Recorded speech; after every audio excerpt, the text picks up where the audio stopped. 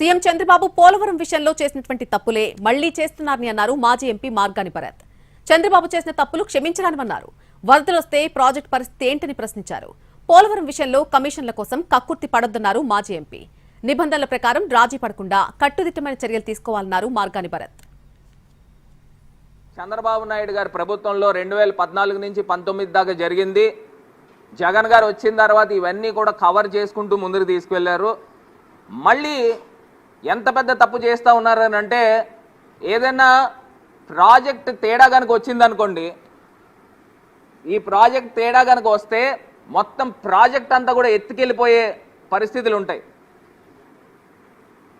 ఎందుచేతనంటే సుమారుగా 41 మీటర్ల 72 41.72 మీటర్స్ హైట్లో వాటర్ని స్టోరేజ్ చేస్తారు.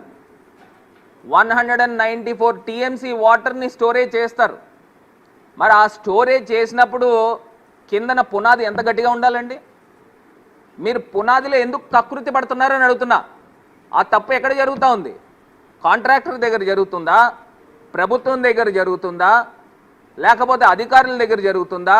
లేకపోతే సాక్షాత్తు ముఖ్యమంత్రి దగ్గర జరుగుతుందా? ఎక్కడ జరుగుతూ ఉంది? గతంలో తప్పులు చేశారు, మళ్ళీ ఇప్పుడు ఎందుకు తప్పులు చేస్తున్నారని